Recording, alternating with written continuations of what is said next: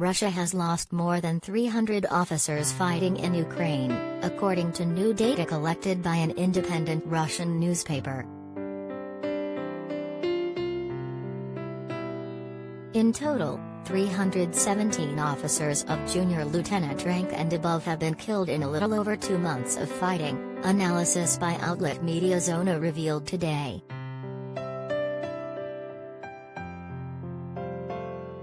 Almost a third came from the most senior grades, major or above, including at least 2 generals and the deputy commander of Russia's Black Sea Fleet.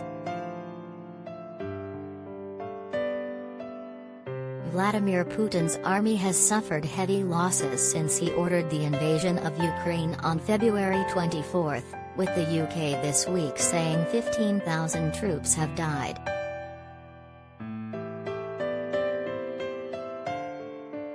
MediaZona, which is currently blocked in Russia but continues to operate online, compiled its data by looking at public reports of troop deaths from local government officials, newspapers, or families posting on social media.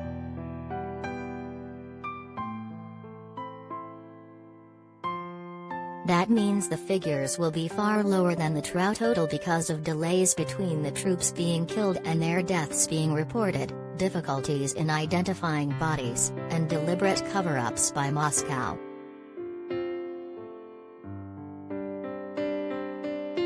In total, MediaZona found 1,744 reports of military deaths in Ukraine, higher than the Kremlin's official figure of 1,351, which it has not updated since late March.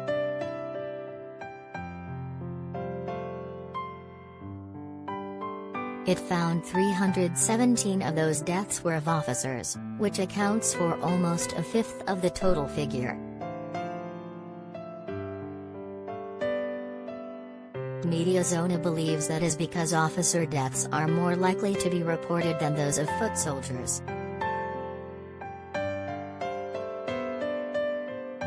The highest-ranked deaths that Russia has acknowledged are of Andrei Sukhovetsky and Vladimir Frolov, who were both major generals.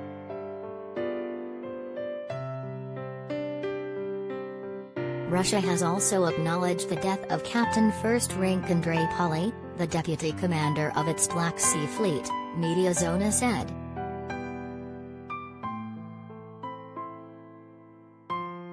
Ukraine claims to have killed a total of 10 generals, including 2 who it says died at the weekend on a strike of a command post near the city of Kherson.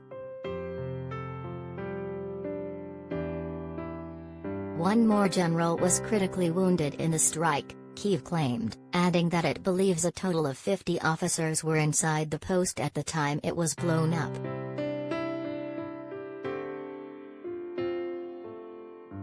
Despite Russia's claims not to be sending conscripts to fight in Ukraine, MediaZona uncovered several cases where conscripts had been killed.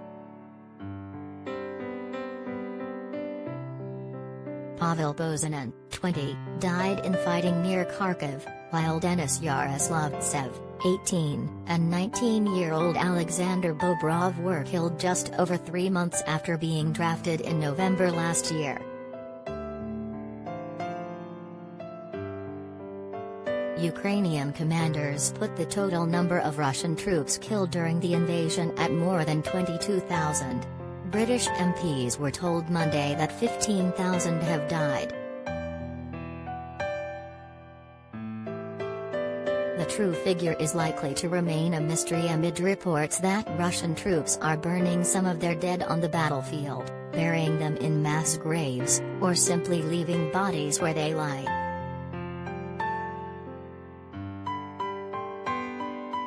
MediaZona figures also suggest 500 of the dead come from elite Russian units such as paratroopers, Marines, and Special Forces.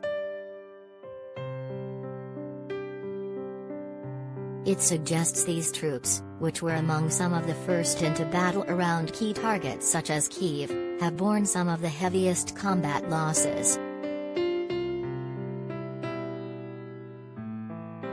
That could prove a problem for Russia as it tries to regroup and launch a fresh assault on the Donbas region after failing in its mission to take the capital.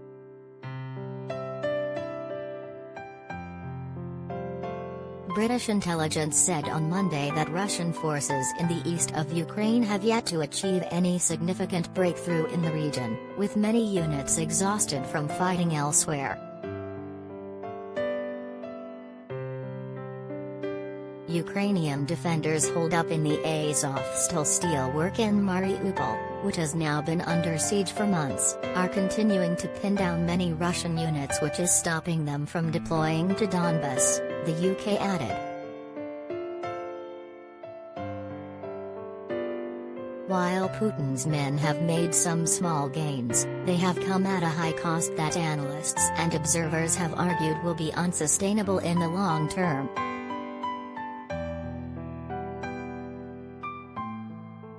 Meanwhile, the West has stepped up deliveries of arms and heavy equipment to Ukraine, as Defense Secretary Lloyd Austin said the aim is to give Kyiv the weapons it needs to win the war with Russia. Austin added that the secondary goal is to see Russia weaken to the degree that it can't do the kinds of things that it has done in invading Ukraine.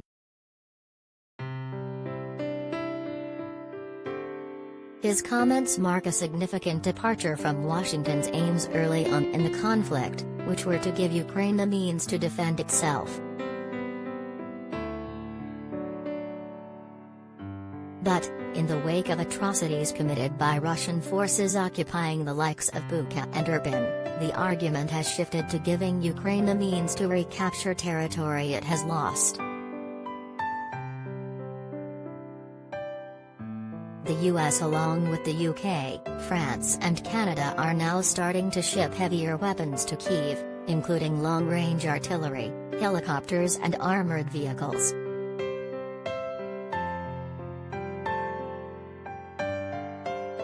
Western nations are also striking agreements to backfill stocks of old tanks held by ex-Soviet states if they supply them to Ukraine, with Poland, Slovakia and the Czech Republic taking up the offer.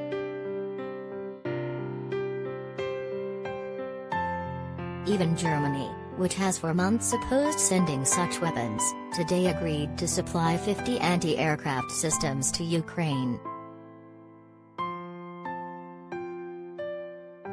Advertisement.